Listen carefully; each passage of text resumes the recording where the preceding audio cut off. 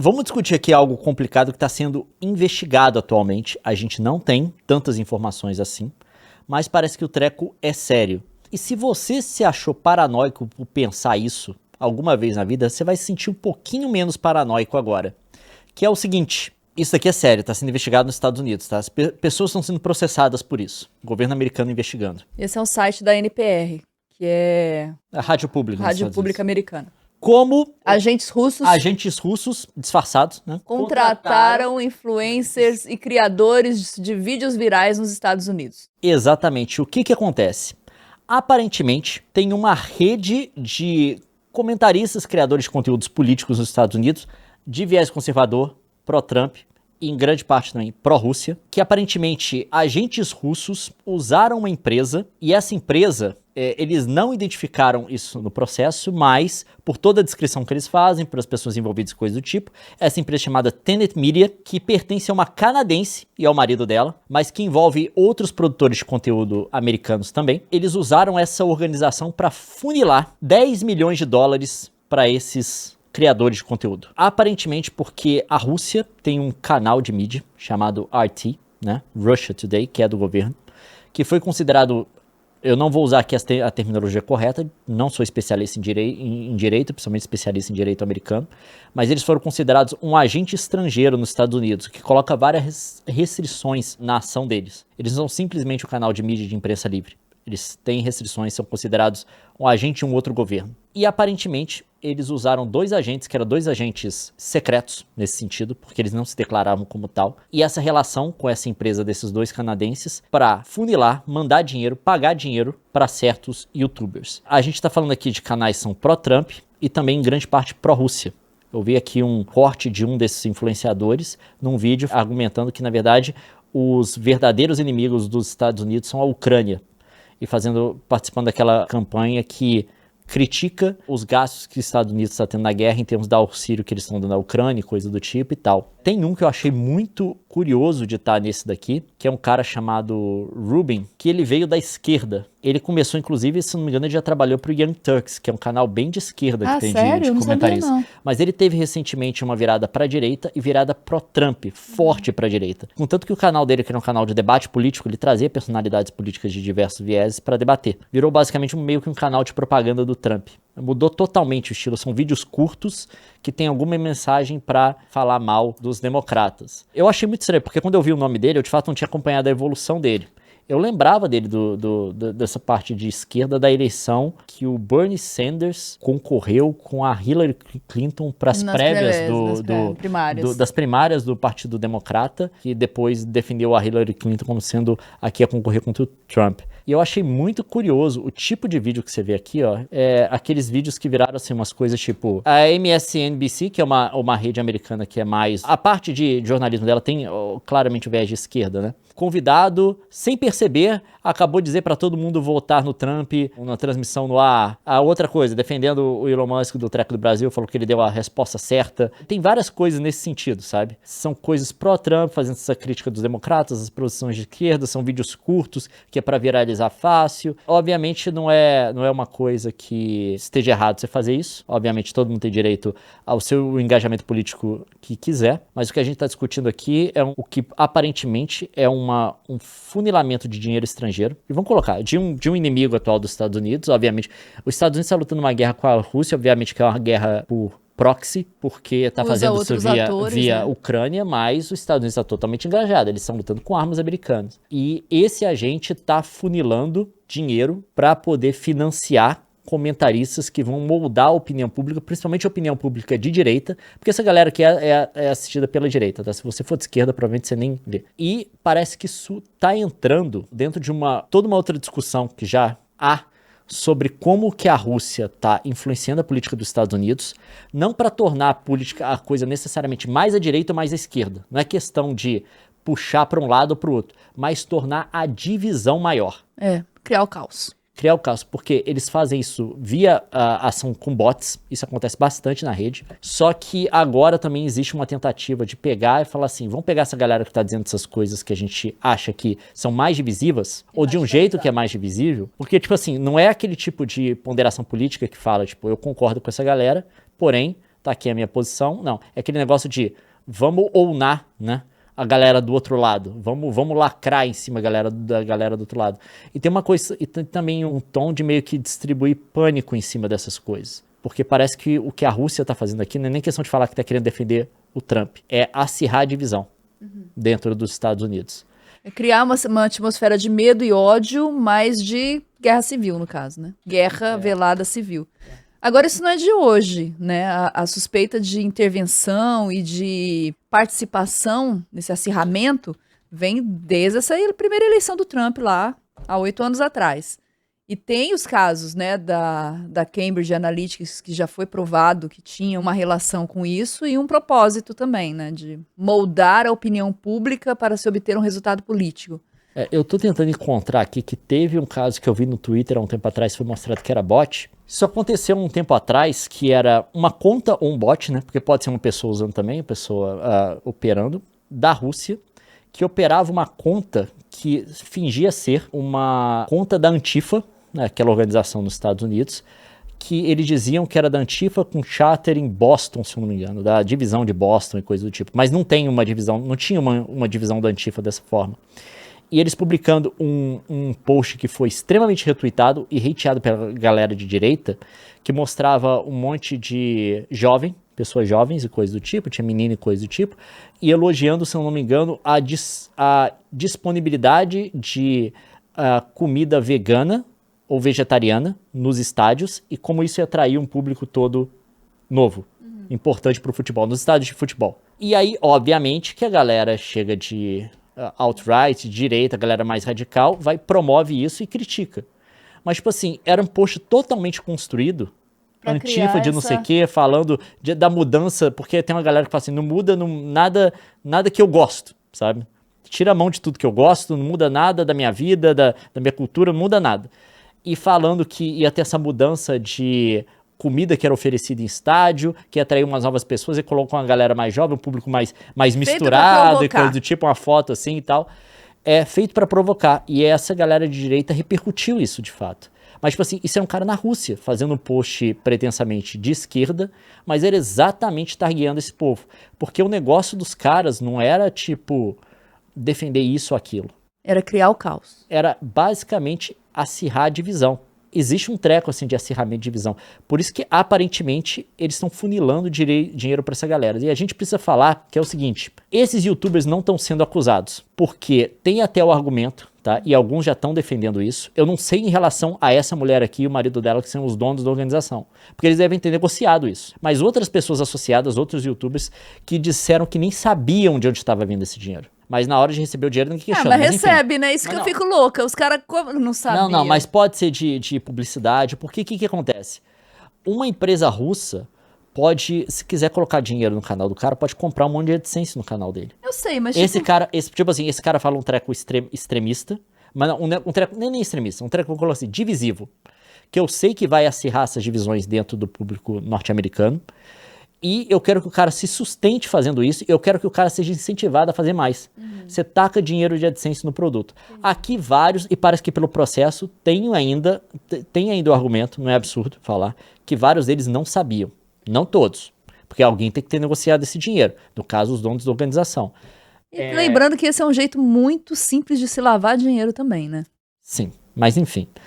Então parece que isso aconteceu e quem está sendo processado não são os youtubers, porque necessariamente eles não cometeram crime. Quem cometeu o crime foram os 2 agentes russos. Isso pela codificação de lei americana, isso é crime. Eles estão sendo indiciados. Mas obviamente esses youtubers são implicados e você tem toda uma implicação de... Segurança nacional, Se né? você olha o canal dos caras de fato, são canais que passaram a se moldar para ter um tipo de... Público e um discurso próprio. Um discurso para ser propagadores de uma certa mensagem política. É um treco meio absurdo. Você pegar... Eu vi o canal, não quero marcar só esse cara do Rubin Report, mas eu vi o canal do cara, era um canal que sentava gente, era tipo um podcast, pegava gente de diferentes coisas políticas, os caras conversavam. E virou um canal desses pequenos vídeos... Massificado com mensagem tipo assim, só. ounando o outro lado. Esses vídeos são claramente construídos para ser divisivos. Eu não tô dizendo que você tá errado em acreditar numa coisa dessa, esse tipo de coisa, mas tipo assim, todo mundo tem que concordar que uma hora, né? Se você é de direita ou esquerda, mais ou menos metade da população não vai concordar com você, você tem que entender um jeito de poder trabalhar com o cara. E para os Estados Unidos, na América do Norte, isso é especialmente importante. Você lembra que esquerda e direita já conseguiu trabalhar bem junto, gente. Os créditos de carbono, independente da sua opinião sobre eles ou não, foi uma proposta que surgiu Combinada. dessa relação. Era uma proposta de direita, inclusive, dos conservadores no início da década de 90 O e tal. McCain considerava o Obama um cara íntegro e se relacionava com ele e tinha o maior diálogo. Um era ultra-republicano, o outro democrata. Quando alguém ofendeu o Obama eu não lembro o que disseram especificamente. Falou que não confiava nele e me fizeram uma mentira dele lá, uma fake news. Não, falar que ele era um árabe. Eu lembrei agora, foi isso. Aí o cara, não era o tudo árabe, falou do caráter dele, que ele era mau, que ela não conseguia confiar, que era um mau caráter. O McCain falou assim, não, ele é um homem íntegro, eu conheço, não é por aí. Mas eu acho que eu vou ser um presidente muito melhor. Tinha essas coisas. Mas, obviamente, que a divisão... eu vi uma crítica dessa, inclusive, da Fox News outro dia, né? Que a Fox News falou dos problemas da educação dos Estados Unidos. Aí você pensa, o problema da educação é o quê? O resultado do aprendizado, o suporte que está dando para os alunos, a estrutura dentro de sala de aula, não. Eles começam a falar da infiltração dos ideais liberais na escola. Tipo assim, o problema não é um problema de estrutura, de qualidade do ensino, do que está sendo, sabe, do suporte que está dando para o aluno e do resultado final do aprendizado do aluno. O problema é um problema de pureza ideológica. Que é o que eles estão falando, tá, gente? Nós não estamos falando isso, não. O Leão está falando de terceira pessoa. E isso é um grande problema. Esse é um negócio que eu acho que pode destruir os Estados Unidos. Porque, tipo assim, você não vai mudar o outro lado. Isso se acontecer tanto da direita quanto da esquerda, tá, gente? Você não vai mudar. Metade das pessoas não vão concordar com você, mais ou menos. Você tem que conseguir trabalhar com essas pessoas. De outra forma, é o fim do seu país. Eu acho que a intenção da Rússia e essas forças externas tem exatamente isso. É você poder destabilizar no nível de comunicação e de relacionamento à sociedade, de forma que ela se torna disfuncional. Né? E passa pelo aniquilamento de qualquer posição central, de ponderamento de meio, entendeu? De meio termo, de equilíbrio. Se aniquila, essas são as primeiras pessoas a rodarem do espaço cívico, público, que é o da internet, né? O veganismo virou pauta de esquerda? Sim, sempre foi uma pauta de esquerda. Não sempre, né? Não sempre. É porque é justamente isso. Se criou um invólucro dessa coisa. O que está acontecendo? A direita está indo para o discurso macho man. Mas não, sabe, aquela coisa assim, grotesca mesmo. Desculpa, talvez a palavra não seja ideal, mas... Não, o que acontece... É aquela coisa assim, dos estereótipos, não é? Não, o que acontece que eu acho que é o seguinte, com o que está acontecendo com o público conservador, obviamente você tem jeitos também de deixar a galera de esquerda em pânico. Mas já que a gente está falando aqui do termos da direita, é um negócio assim, é um acirramento do conservadorismo de forma que tudo que é percebido como potencial modificador do modo de vida que se tem, passa a ser um inimigo, passa a ser uma ameaça. E deve ser destruído. Aí você fala do veganismo. Veganismo, obviamente, é uma questão pessoal de cada um. Tem gente que assume por ideologia, tem gente que assume porque tem pena dos bichinhos, tem vários motivos, tá? Por sabor, por paladar, por saúde. Por questão de economia também, porque obviamente... É mais barato comer vegetal. Não é só mais barato, mas para toda a cadeia produtiva também é muito mais barato. É muito mais barato uma caloria de vegetal, muito mais barato uma caloria de animal. Principalmente se você pegar o gasto de água e coisas do tipo, de terreno e tal. Tem vários motivos para você ser vegano ou vegetariano e tal. Só que existe uma percepção, um acirramento que tem de absolutamente qualquer coisa que implique qualquer tipo de mudança passa a ser uma ameaça existencial. Eles tratam como uma ameaça existencial. E aí você tem esse pânico moral da galera. Obviamente, principalmente que se você for comedor de carne, né? Se você ainda gosta muito que mais gente seja vegana. Obviamente que a demanda da carne cai. O preço cai, você come mais carne. Mas não é um pensamento racional e lógico. É justamente porque se acirra ódio e medo, que são coisas irracionais. E que fazem o ser humano reagir muito rápido. O ser humano, ele responde sem pensar numa situação de medo ou de estresse. Mas claro que, tipo assim, o pensamento conservador, a galera fala, porque o conservador é conservar, mas não é nesses termos. O conservador que fala, vamos colocar assim, em termos do que a gente chama conservador, a gente tá falando aqui de conservador social, tá, gente? E liberal social, também chamamos de progressista, volta e meia. A gente não tá falando em termos econômicos. O conservador é aquela pessoa que, tipo assim, enquanto o progressista, o liberal social, quer modificar as coisas rapidamente, né? Aceitar essas mudanças da sociedade, porque é uma galera que percebe que existem vários tipos de exploração estrutural que estão acontecendo, de coisas negativas estruturais, violações de pessoas, assim, desrespeitos, desigualdade, coisas estruturais. Então tem uma pressa para poder sanar esse tipo de coisa, e essa coisa vem pela mudança social, Do outro lado, você tem um conservador que fala, não, gente, peraí. O conservador teórico, tá, Brasil? Não, conservador social. Que é tipo assim, a gente sabe que tem a necessidade de mudança, toda a sociedade muda, é inegável, tá? Não tem como é assim que a história progride. Porém, existem certos elementos que são vitais para o funcionamento do tecido da sociedade, dos quais a gente não pode abrir mão. Diante da mudança, ele vai ter uma postura de falar, não, peraí, gente, vamos com calma. Não é pra gente sair abraçando qualquer coisa. Vamos avaliar se tem um valor de manutenção do tecido social dessa mudança. Dessa coisa que existe que vocês estão querendo mudar. Agora, a gente precisa deixar claro e registrado que talvez não seja esse o perfil de conservador com o qual você está habituado a lidar. Porque existe um perfil de reacionário que se intitula conservador. Só para deixar um parênteses aqui. Muitas vezes a pessoa que você está achando que é conservadora, ela não tá querendo conservar, ela tá querendo retroceder. E aí é provocar mudanças na sociedade para andar para trás. Só o parênteses que eu queria fazer, que esse é o problema para mim, entendeu? Eu lido muito bem com o conservador com relação ao ritmo das mudanças, porque em alguns aspectos eu também acho que cautela é bom. Porém, o reacionário que se posta como conservador, para mim é um problema também. Então, assim, gente, obviamente que você tem esse pânico moral também por parte da esquerda. Aquela pessoa que acha que todo mundo que não aderir a todo tipo de mudança social, ela tá basicamente participando da destruição da sociedade. Tem muito isso também. Você tem determinadas mudanças que a gente está fazendo hoje, que são questões geracionais, que a gente percebe que são coisas necessárias, que para as pessoas que já estão nesse planeta há muito tempo, é difícil um ajuste muito rápido. A gente precisa de um diálogo, tá? Se houver boa vontade, obviamente, e a gente precisa de determinada tolerância. Mas você tem essa parte da esquerda, você tem esse contraponto da esquerda também que fala assim, porque você não está usando as palavras do jeito que você tem que usar, obviamente você é a favor dessa exploração histórica que matou um monte de gente, tal. E claro que não é sempre assim. Existe esse pânico moral do outro lado também. É óbvio. Mas, obviamente, a gente está vivendo uma coisa hoje, uma transformação da direita que está levando a essa morte do movimento conservador, do conservador no sentido da pessoa que gosta que quer a manutenção das coisas. E a gente está tendo toda uma direita que está sendo dominada pelo pensamento reacionário, tá?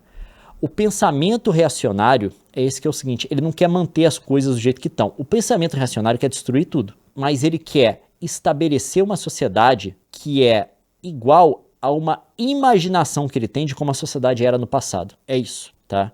Por isso que a gente vê essas interpretações benignas que a galera faz, por exemplo, revisionismo histórico. de ditadura militar, que foi um momento não só do ponto de vista dos direitos civis e políticos extremamente negativos da nossa história, mas de fracasso econômico. De fracasso econômico. A gente herdou a hiperinflação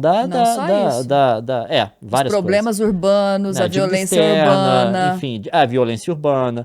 Não foi um período assim de... prosperidade e crescimento. Um progresso sustentável. Obviamente que você tem um progresso no começo, mas foi a troca de endividamento externo. E uma hora a conta chega. Aí o reacionário é o que imagina, idealiza esse passado que não existiu, e reivindica que o presente hoje tem que ser igual a esse passado. Ele tenta moldar o presente a forceps.